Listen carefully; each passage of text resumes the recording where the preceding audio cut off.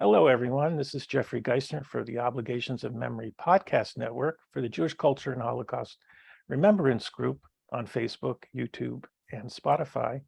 I am happy to introduce Jenna Zark and her family. I want to tell you a little bit about Jenna, and then Jenna will introduce her cousins. So Jenna is an award-winning author and playwright. Her columns for the for TC Jewfolk, which is in Minneapolis, were the basis for her crooked lines and frequently went viral at cities around the country. Jenna is also the author of two middle grade books, The Beat on Ruby Street and Fool's Errand, released by Dragon Moon. So welcome, Jenna. Thank you for participating in our Obligations of Memory podcast. And why don't you introduce the Finks? Thank you, Jeffrey, and thank you for inviting me today. I have two very special family members with me, Dina and Brian Fine. Dina is my cousin, my mom's brother's daughter, and Brian is her husband. And I'm very happy that they agreed to be part of today. I am too. You're welcome. So I'm going to ask the first question is maybe you can give us and the audience a little bit about Crooked Lines and why that book was written, what was its purpose, what was its goal, did you achieve its goal? Well, Crooked Lines has a subheading, A Single Mom's Jewish Journey, and it was brought about because I found myself a reluctant single mom very suddenly some years back, and decided that I needed a more positive way of looking at things and life. And I started out rejoining another synagogue. I was married at the time to a cantor, had to leave that synagogue, joined another, and started a journey looking through the lens of Jewish holidays and rituals. And then started looking at how I could raise my own son Jewishly without being part of a clergy family.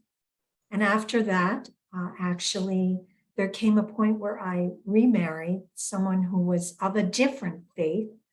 I had to navigate that Jewishly and figure that out, and then had to say goodbye to my mom and dad. And so I kept thinking about this, and when a local magazine asked me to write something Jewish, I thought, this is what I need to write. So I started writing columns, and my book was born of that journey. You know, it's interesting, and I think we talked about this, but I spent from 2005 to 2019 in Minneapolis, and so I'm so well aware of GC Jewfolk. I get the newsletter every week, so it's now I have a connection to look for your articles. Are you still writing for them? I do. I did a podcast recently on September 5th that is part of Who the Folk. I have been writing new columns and sometimes reprinting old columns. Yes, nice. And where are you living? Just the neighborhood in Minneapolis. I'm across the river, so right across the river from Minneapolis. You're in St. Paul. Huh? Yeah. And you do cross the river to go to Minneapolis? I do. You need a passport to do that. I know. I have mine. So I know. And so, Dina, I wanted to give you the opportunity to tell a little bit about yourself, how your career, if you had one, a little bit about you, and I'll go to Brian. And Dina is an incredible artist. I just want to throw that out there. Well, I always painted from the time I was very young. So that's something that, is part of me. Judaism has always been very important to me. As far as this particular topic goes, my parents never really said anything. They never talked about any other family members who might have been involved in the Holocaust. They were here. My father was born in Europe, but was brought here when he was very young, between 1 and 4. And my mother was born in this country.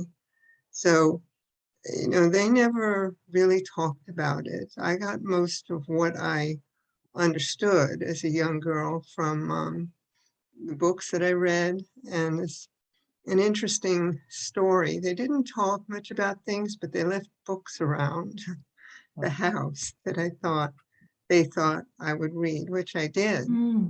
But it was quite, I just realized that, I was thinking about it when I was reading these questions over that you sent, Jenna.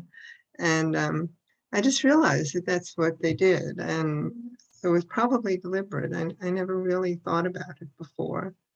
And why don't you say a little bit about your background, Brian, and follow up on what Dina has said about what her parents has said or didn't say about the Holocaust. Sure. I grew up in a very Jewish household. My father worked for the Jewish press for many years. He wrote a column called, speaking of memories, it was called I Remember When, and it was actually published into a book. But more importantly, it was really part of the fabric of my growing up. I attended synagogue, went to Hebrew school, and I enjoyed it. I really got a lot out of that. And my father, being a writer, he was also the editor of the Jewish press, and so he did a lot of articles on the Holocaust. So I actually have a pulp collection in the basement of Holocaust books, which I know they're probably not available anywhere. I really am holding on to this. I have to do something important with it because otherwise these things are going to decompose. But and I do know that my mother had family that she used to say that, during the war, they were sending letters and then they stopped sending letters. So that was the understanding that they probably taken away. So, so I kind of like the Jewish aspect of life, and I stayed with it. I spent the year in Israel. I worked on educational television there. And now I actually am a member of 4 different synagogue organizations and became the president of one of them. So I think I have need a 12-step program for serial synagogue joining addiction. And where are you both located so our audience can kind of we're on Long Island, North Belmore, Nassau County. All right, terrific. And then I'll go to you, Jenna, with the same question. When or if, or perhaps not, did your parents mention to you what's the earliest memory that you know of an inquiry around the Holocaust? The earliest memory I had, they did not talk about it when I was a child. Although my dad was overseas during World War II and was in the Philippines. I think at the time, maybe they were sending Jewish people to Asia instead of Europe. I don't know. That's what I heard. He talks about, experience. He showed pictures during the war. I know he was proud that he could serve. The first moment that I heard about the Shoah, I was in Jewish day school. I was 7. And my teacher, I think we were all misbehaving, during class. And we had English teachers and Hebrew teachers. She was our Hebrew teacher. She had a strong accent. And she started talking about, she said, now I'm going to tell you the story of my life. And she started talking about these camps and being Jewish and being captured by the Nazis. And suddenly the class, which was full of chittering children, became silent.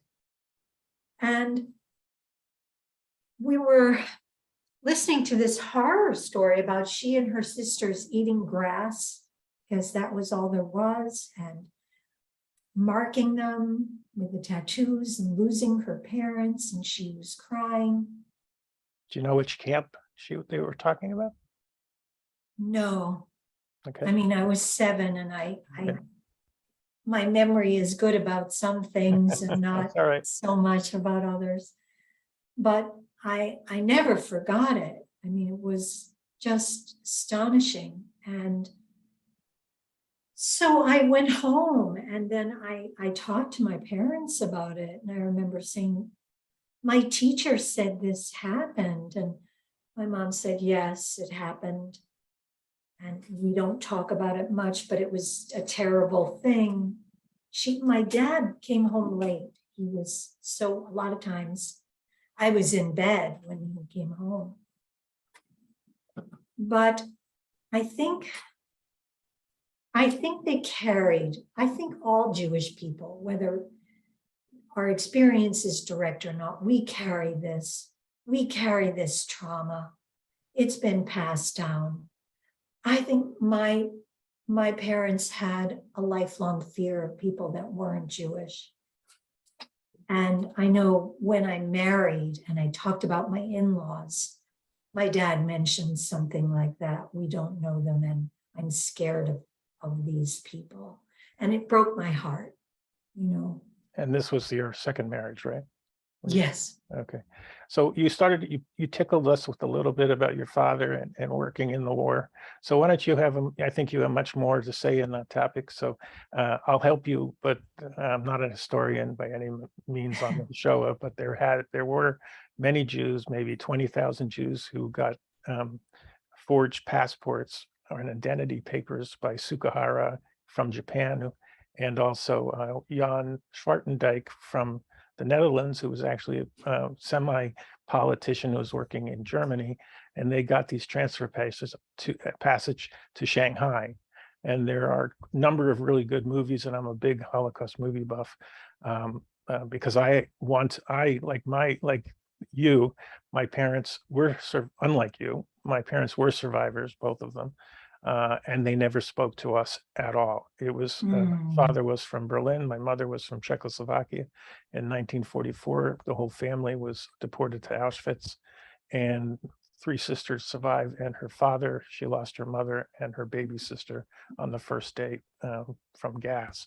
So my mother absolutely refused to discuss it. So part of when I lost my parents, and then it was a COVID project, really, I decided that I was going to figure out, if I could, what my parents' journeys were. So part of that was this research that I'm sharing with you. So tell us a little about your father and his Philippine war experiences that you know of. Well, he left in 1942. He married my mother. My parents were a lot older than me. They were in their 40s when I was born. They got married in December of 1942. Then he went to basic training. He shipped out and went to the Philippines. And he didn't talk much. He became a sergeant. And I also heard that was like the most you could do as a Jewish person. I don't know, in terms of advancement. He didn't say that, other people did. There are pictures of him with a little monkey. He had a little monkey and drinking a Coke. It was just funny pictures of him. And also, I need to apologize. I have a new kitten. She's running up and down. I hope she's not making a terrible amount of noise. I have a dog, so don't worry about it.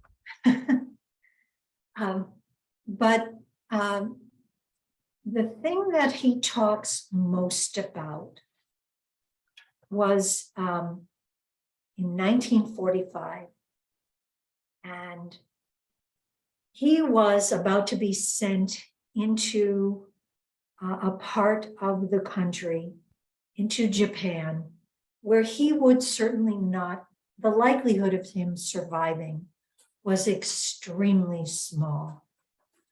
And the lieutenant took him in and said to him, I need to know your next of kin. you know, and if you don't make it, and what you want, you know, for them or to go to them. And it was my mom. And he said they were told to prepare for death. And right about then, the bomb was dropped on Hiroshima and then Nagasaki, and then the war ended and he got to go home. I actually wrote, I'm a playwright as well as an author, and wrote a scene that one day I would like to become a play that was done at the St. Paul History Theater. But he said that he had a lifelong, you know, ambivalence, because here he was, his life was saved, but it was saved through a bomb that killed a lot of innocent people. And understanding what the Shoah meant to Jewish people, which of course he did, it was, you know, it was just the last thing, just most horrible dilemma to live through that. So can I ask you about the scene of this play? Since you are a playwright, is there a way for you to quickly give a synopsis of this play that you have in your mind? Yes. Well, it was done there. It was part of a series on World War II. The way, what I wrote, I imagine myself as his daughter. How do I talk about this to people? And there was an anniversary of Hiroshima at a museum in New York. It was beautiful, and they had floating chrysanthemums and a party. I was, I think, in New York at the time. I didn't want to go. I wanted to go, but I didn't want to go, and I didn't go. But I wrote about this woman who was working at this museum, and she worked for her boss, and she had a speech to give. And she started talking about her dad and what had happened. And her boss is getting really crazy mad at her, trying to signal her to stop, you know, and she keeps talking. And then I went from that into World War II. And I had two men, the lieutenant and the sergeant, modeled on my dad, talking to him about, you know, his will and, you know, who he wanted things to go to, and, you know, that he might die, and they were going in and telling him all this. I just created that scene as a play. And then, you know, I left it before they went anywhere. I didn't finish I just wrote that opening scene. And then the woman at the museum with her boss getting really mad at her. And it was kind of a two-way scene, a juxtaposition. So kind of we'll switch a little gear here, and we'll ask all of you to give us some memories going back to your grandparents and or your parents that are Jewish, that or any kind of memory that you want to bring forward. They could be happy memories, they could be sad memories, they could be trauma memories. There's no off limits here. So go ahead. We'll start with you, Jenna, and memories of your grandparents. We'll start there, and then we'll ask. And sadly, I didn't know my grandparents. So whatever I tell you is my imagination, although they were figuring very strongly in my life.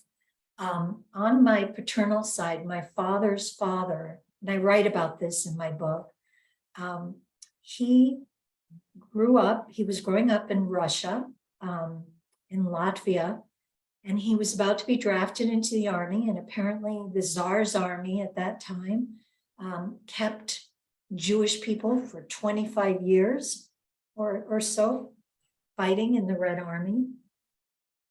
And he apparently had a brother, and they went to safe houses and they escaped.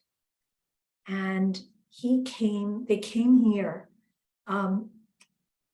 What is sad, and I only heard this recently, is they sent his brother back, my grandfather. There was some reason he didn't get to stay. My grandfather's name was Joseph Zark, and we looked it up. And he came here with barely any money in his pocket, the old-fashioned immigrant story. He met my grandmother who was here. She was Esther Kaplan. She had red hair, long red hair. She loved Charlie Chaplin. And you say here, she was where? In Minneapolis? in New York. In New New York, okay. York. I didn't come to Minneapolis until my first marriage. Okay. And St. Paul. Okay. Right, Mhm. right. But it was an extraordinary story to me that he escaped the Tsar and was able to come here. He was a klezmer musician. The stories about him are that he was paid with whiskey. So unfortunately, that led him toward alcoholism. He was a very fine musician. I think he played the clarinet. I have pictures of them both. Very handsome couple. My mother's family, I know my grandmother was supposed to be really smart, incredible baker. My grandfather on my mother's side, Louis, was, I think, a foreman in Russia, in middle of Russia, Mezhbush or something like that. And he rode a white horse, my mother told me. Her dad died, my grandfather died when she was 12. It broke her heart. She said she had to go to work very early and she lost her childhood. She would cry when she spoke of this. She worked during World War II as a forelady in a factory. And before World War II, and my parents met on the phone. And my dad liked the sound of her voice and he asked to meet.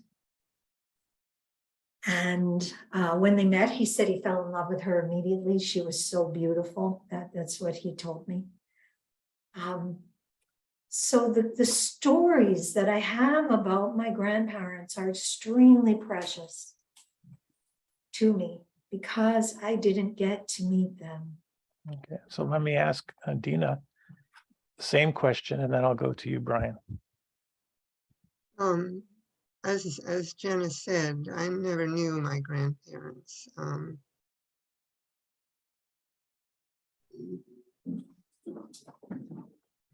Okay, so on the other hand, I knew both sets of my grandparents, and I have very fond memories of both, and I have many stories about both sides. My mother's parents were from Austria, but they spoke Polish and Yiddish, and growing up, I just thought, well, I guess people from Austria spoke Polish, but that was, the borders used to change a lot. So, but they were married in 1917 on the Lower East Side. And my grandfather was a member of the bonus army. And we found letters of him trying to get compensated for that money. He had been drafted. What is the bonus? Bonus army was, what it was people who were drafted were promised by the federal government a bonus for serving in the army, and it would be paid at a date in the future. And the government decided that they were going to pay this way in the future. And during the Depression, a lot of these men, they needed money. So they went to Washington and they tried to, raise some consciousness amongst the politicians so that they should get paid. And it was it's kind of a sordid part of American history, how they treated members of the bonus army. So I have letters of that. My grandmother was also very, very nice lady. And they were good. That grandfather passed away first in 1958, I believe. On my father's side, his father came from Russia. He immigrated at some age, 12, 14, unknown. Nobody kept records of birthdays, so he doesn't really know. He got to pick his own birthday when he was born. And my grandmother was born on the Lower East Side, but always spoke with an Eastern European accent. So this was my world. And again, the Army intervened. My grandfather paid a lawyer. He was working in the garment industry, and he made a lot of money. And he paid a lawyer thousands of dollars to keep him out of the Army. And finally, the lawyer told him, listen, the only way you're going to keep you out, you can stay out of the Army, not get drafted, is if you get married. So he grabbed his girlfriend, and on a Friday afternoon, he says, come on, we're going to get married. Unfortunately, the telegram telling him to report to services arrived that morning. Oh, So he got married Friday afternoon, and on Sunday, they came and took him to jail, because he was now AWOL, because he didn't report to service. He ended up being drafted. He was sent to France. He was in the first wave of gas. What was it called? Mustard gas. And he was MIA for a year. He was actually reported dead, but he was in a hospital somewhere. He did survive. He came out of it. He came back to the States, and he had a lot severe vision problems as a result. He created a very, very big business. Of course, it was the Minerva Coat Company. It was named after his first daughter. And then the Depression took that away, and they struggled. And they were broke, but they weren't poor. Growing up in the Bronx, this was, all of the fodder for my father's stories in his book, I Remember When. And again, this is not about, sorry, Jenna, it's not about his book, but he did document all of these stories about what it was like growing up. And my grandmother, she was also kind of like she ran the show. We used to go up to the Catskills every summer, and she spent every day in the kitchen cooking for the whole family. And this is how she loved that, taking care of family. This is very important. So, but again, probably relatives did pass away in the Holocaust. Again, it was never talked about. So we'll switch to parents now. So Jenna, you'll tee it up by saying, the memories of your parents, and we are going to take that a step at a time. So we'll go to the very early on as to what you know about your parents and their histories. well, my mother talked a lot about her mom. And so Dina, it might be helpful too, because it was the same mom for Dina's dad. Yeah, but he never talked about it. He never. Yeah, that's so funny. Your dad was very quiet. I have to talk about Dina's dad for a moment, because every year we would go to Seder at their home, and her dad, Irving, would lead the whole Seder top to bottom. And he, and it was a long Seder for young children. And my cousin Johnny was closer to my age, would always say, we can't be excused until my dad has had his coffee, and it was, he seemed to me to be a very stern guy. Maybe Dina will tell us differently, but I think he was. He wasn't terribly affectionate growing up. And he had his ways. So it was unfortunate that he didn't know his grandchildren. He died. He was 60 when he died. So that's not old. And of course, Idly's. I had a sister who has since passed away. Children were born just before he passed away. He had sold he was a CPA, and he sold his business, and my parents bought a condo in North Miami. And that's where he died. He died right after moving there. It was within weeks. Wow. Just passed away. It was very sudden. And your parents, Jenna? So my parents we lived in, I was born in Brooklyn, New York. We lived mostly some in Fort Lee and some later in Englewood, New Jersey. My father, when he came back from the war, my mother, I don't know how she did this. She saved an exorbitant sum while she was working as a forelady. in New York.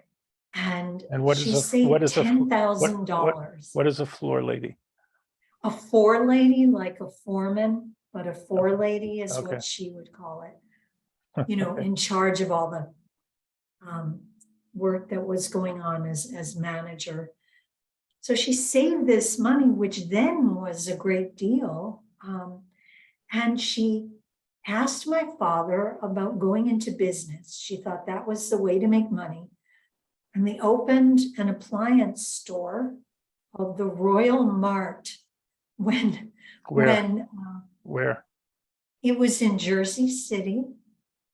And I remember going there as a child, and there was a bakery down the block that had the most incredible cookies I've ever had. I'll never have cookies like that again. And he worked with his brother, Harry, for many years. And then there were two other men that I knew that were not Jewish, but they helped him.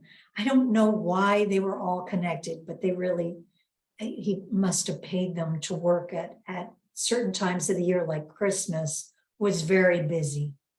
My mom worked with him until I guess she got pregnant with me, and then she stopped.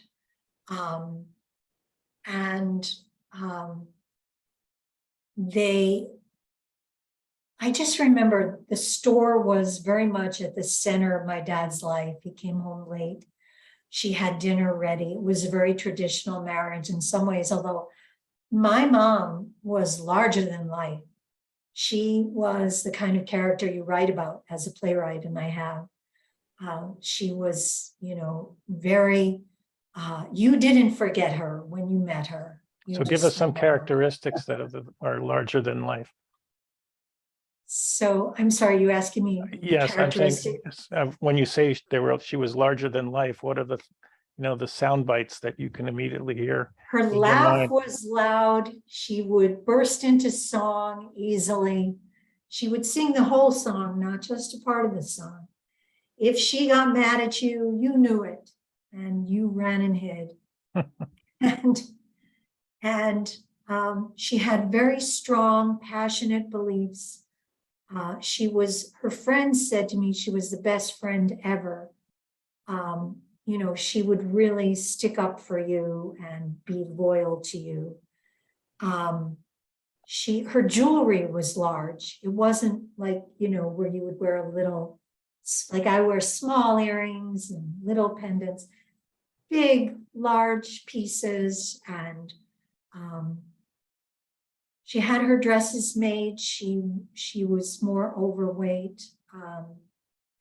And she made sure they were very brightly colored. Were you scared of your mother, or did you look, or what were your feelings towards your mother? I think, and she was also great at helping me with schoolwork. There were days where I adored her, and there were days when I just didn't want to talk to her ever again. And I think, in adolescence, we had a hard time together. And if I can ask Dina, how would you classify Jenna's mother? Her look was very unusual. She wore very elaborate clothes, and there was another sister, which I think was the middle sister, right? Ida was in the middle. They had a sister. Yes, my mom had a middle sister. I guess Dina's dad was the oldest. My mom was the youngest. And Ida was very interesting. She was, to me, a very glamorous aunt. Married a furrier. She was married to a furrier. And I didn't really know her. She died. She had a very rare illness. And, she would come over, she and her husband would come over the house every once in a while. But then I think he passed away, and she became ill after that. And so I remember visiting her in the hospital, which was quite traumatic. She was not well at all. She had sores all over her body. She had a disease, a rare disease called pemphigus. That certainly, I don't know if it's curable now, but it wasn't then. And my sister and I adored her. There were many times she stayed with us. And then if she got too sick, she'd had to go back to the hospital. And I remember she learned, or she got to the point where she had to go to the hospital again after many times, and she cried. And we felt so badly. It was very sad. I mean, if I talk about it a lot, I think I will cry, because I really did adore her as well. She was, and she was very glamorous before the illness. I want you to take a breath. I don't want you to cry. So we'll go over to Brian and ask you about your parents, early memories of your parents. Early memories of my parents. My father and my mother, they loved children. They had, as my father referred to us, 3 monsters. And, I would have to say that we were the source and inspiration of a lot of his stories about what it's like to grow up. He used to write about growing up in the Depression and, the old neighborhood. He was, he could really, really tell a story. And he would, as my mother used to say, he would embellish the truth. And my father said, why spoil a good story with the truth? It's so let me ask you a question. Did he tell you bedtime stories? No, you know why? Because he used to work 2 jobs. As a writer, he was also working in public relations. He did a lot of things in his life. He became a school teacher, and the Jewish press and newspaper work was always the second job. That was always the nighttime job. So my father was always working. There was never a time that I remember that he wasn't doing. I mean, he could take a vacation, but it had to be with the family. They didn't start to go away on their own until well into their 60s, and they went on cruises, but we were always went on a vacation together as a family. But my father, like I said, he was a workaholic, and very disciplined person, really greatest generation person. So I told you the story about how my grandfather tried to get out of the army, and my father, when he was eligible to be drafted, was 4F because he had a deviated septum. And my grandmother was very happy because, he's not going to go to the army. So what does my father do? He goes and gets it fixed. 1A, and he joins. So I think that was like the first time, well, I shouldn't say the first time, but one of the occasions that my grandmother wanted to kill him. But he got in after the war, and he got shipped off to Italy. And he used to tell me stories about how rough it was in the army. But then years later, we were going through pictures. I see, oh, here he's skiing in the Italian Alps, and here he's writing articles, fine lines. He was writing for the Army newspaper, and he did an Army radio show. So he really was, moving in the directions of writing. He got out of the Army. He came back. Oh, I'm sorry. He had joined. Oh, this is another good story. He had joined the Navy, and he was like testing airplanes before then the war ended. So he was discharged. And so then the Army sent him enlistment papers, and he sent them his Navy record, and they said, sorry, that cuts no ice with us. You're coming with us. So so that's another funny Army story. Anyway, so let me stop you there, Brian. We've reached our first 30-minute session. So I'm Jeffrey Geisner for the Obligations of Memory Podcast Network. We're speaking to Jenna Zark, as well as the Fink family, her cousin, about Fine, yes. Fine, I'm sorry, about memories of their parents. And so we'll be right back with episode number 2. Stay tuned.